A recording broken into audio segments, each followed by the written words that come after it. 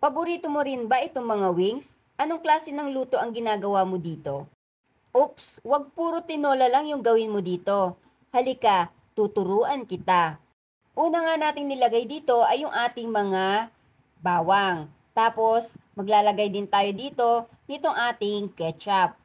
Siyempre, hindi mawawala itong ating paminta. Bali, maglalagay lang tayo dito ng 1 teaspoon. Pwede na siguro ito. Dagdagan nyo na lang kung gusto nyo ng marami.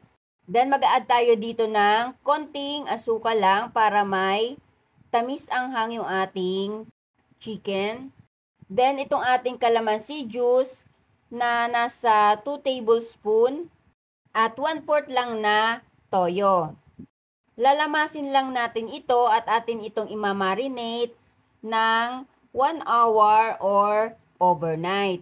Yun ay kung hindi kayo nagmamadali para nuot sa chicken natin yung ating nilagay na mga ingredients.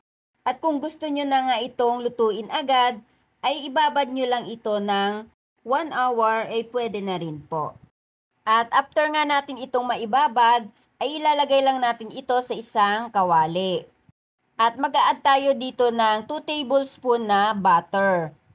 Tatakpan lang natin ito at lulutuin natin sa malakas na apoy sa loob ng 20 to 30 minutes. I-check din natin ito paminsan-minsan at hahaluin din natin para maiwasan natin na masunog yung ating niluluto. Pwede na natin ditong hinaan yung ating apoy at hayaan lang muna natin uli ito ng ilan pang minuto hanggang lumambot yung ating mga manok. At pagkalipas nga ng 30 minutes, halos luto na yung ating mga chicken. Umunti na yung sabaw nito at halos nagmamantika na yung ating sauce. Alam nyo ba mga mi na lasang inasal ito pag inyong natikman? Hindi nyo man ito inihaw pero lasa itong inihaw. Ano daw? Basta lasa talaga itong inasal mga mi. Or chicken barbecue. Kaya, don't forget to like and share ha. Thank you for watching. Bye-bye. God bless everyone.